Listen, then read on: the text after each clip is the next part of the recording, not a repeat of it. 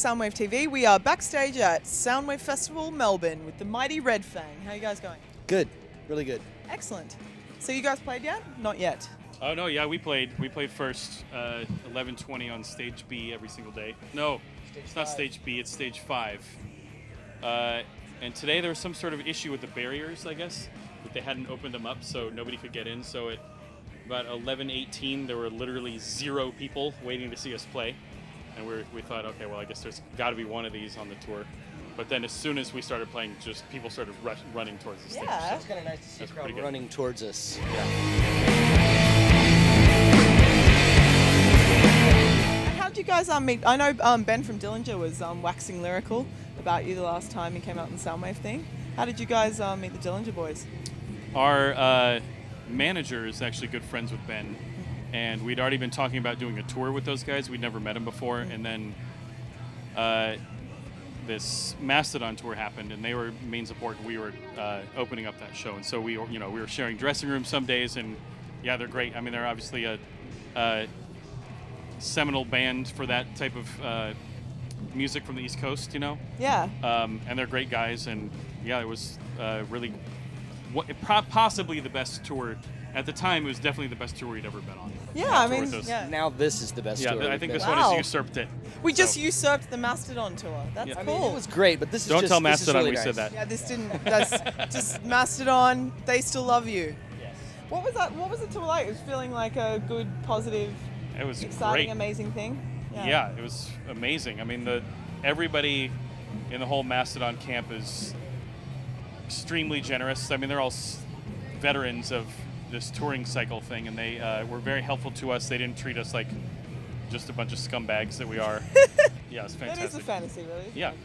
And also, Orange Goblin said they've bonded with you over a love of beer, and you have your own beer. Did you have your own brand of beer? Yeah, Is that a thing? yeah, there was a guy in the Netherlands who made a Red Fang beer, and there have been a couple. There's one in Portland Sort too. of There's- specialty runs, not like a long-term thing, but yeah. It's a limited edition. It's like a 7-inch. It's Yeah. it's a color. It's a picture disc. Once and you drink it, it's gone. yeah, but I feel like any beer that I have is my own beer. Yeah. I put my personal touch on it. Yeah. What's your best hangover cure? Don't drink too much the night before. Yeah. His advice is the best. Just don't drink too much, but it's hard to stop Or sometimes. just stay up all night Especially hanging until out with you're. Orange Goblin guys. Yeah. Yeah, They're seasoned veterans. that's true. I think that we are too, actually. Yeah. I think that's probably why we got along with him so well and why They we have an bonded so instant quickly. bond. Yeah. Does that happen often? It happens more than you might We think. get along with most folks. You're good people. Yeah, we're friendly, easygoing.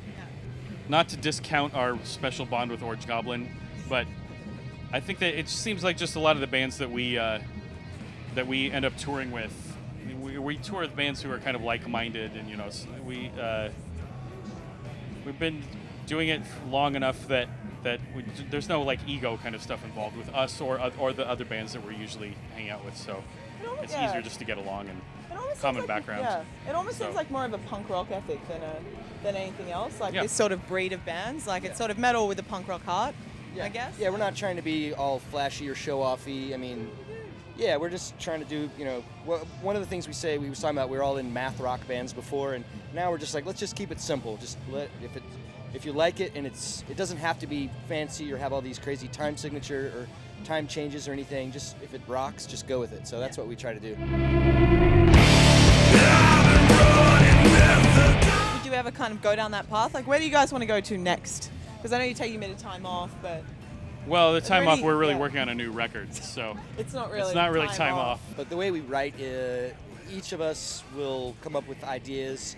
Sometimes a full song, but a lot of times just some riffs, and then we all get together at practice and sort of form it into a song.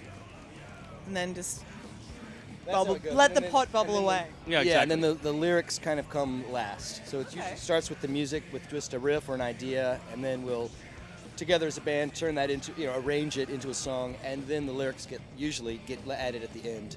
Excellent. What do you think? Sometimes they get added so far at the end that Brian actually is making them up while he's recording them. That is That has I'm not happened. exaggerating. He actually does do that. Which particular song did this? Into the Eye is one that he was making. Like he'll have one verse and then the other verses he's just making up as he goes. And I can't remember. There was another one on the last record too that he was doing that. Because I was there while he was doing it. And he was like, "Oh, I got one verse written. Let's just roll it." So. I like that. It's ballsy. Yeah, he's like the who's that rap guy that was married to Beyonce? He's Jay-Z? Yeah, he's like the Jay-Z of our band. Of Red Fang. Yeah. Yeah. We're putting together a playlist of all the band's sort of top 5 songs. Do you guys want to select a couple now, just off the top of your head? The first one is going to be from this band, Unwound, and the song's called Corpse Pose. And then it maybe is a reference to yoga. And then the second one is a guy called Ty Segall. I don't know if you've heard of him down here, but this song is called My Head Explodes. That's one of my favorites right now. It's a good name. It's a good song. He was in a band called Sick Alps that stayed at our house once. Yeah. And my wife is into it. My kid is really into his records. But so. doesn't like Red Fang. No, he doesn't like Red Fang. And then this is my wife's band. So. Oh, cool. Yeah. Oh. Yeah. How did you guys meet?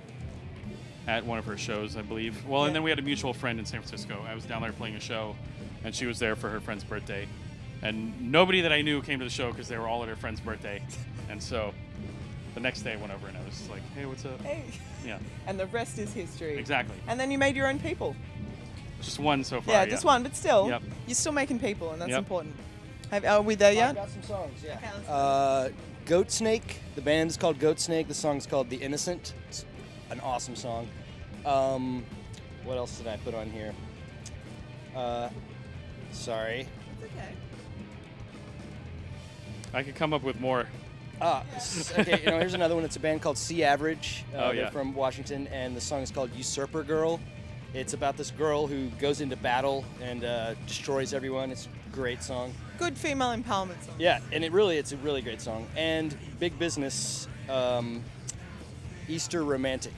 It's a great song. I love Big Business. It's the guys who are now playing in the Melvins. They've added an extra drummer and an extra bass player. And anyway, they also have their own band, Big Business, and they're excellent. So, yeah. I feel recommended. I feel like Yeah. I've learned things. Well, I think a lot of bands from the West Coast and the Pacific Northwest are represented in that list. So. Yeah, you got to be a local pride Yeah. thing. Yeah, yeah. Now, you're married to a female musician. Why do you think there's only 5 female musicians on this tour? Why do you think more women don't play music? Just out of interest.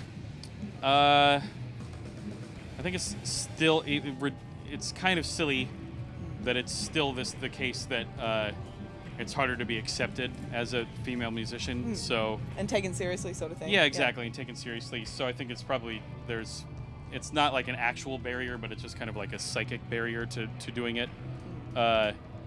Where like nobody questions a dude picking up a guitar and playing in a metal band. It's just like, oh yeah, of course Of course you are. yeah, you hate everybody, so of course that's what you're gonna do.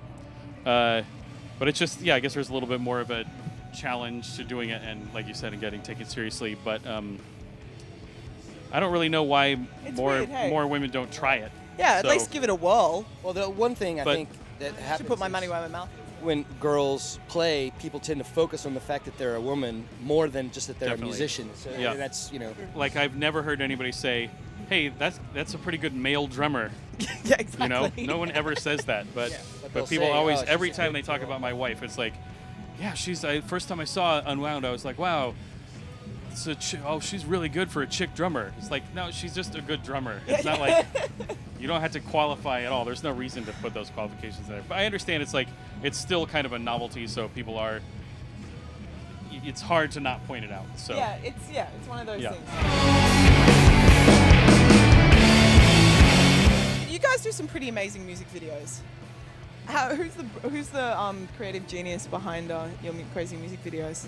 well, it's the director of the videos. His name's Whitey McConaughey, and he's a friend of ours, and he really knows what he's doing with film and videos, and just has the right kind of brain.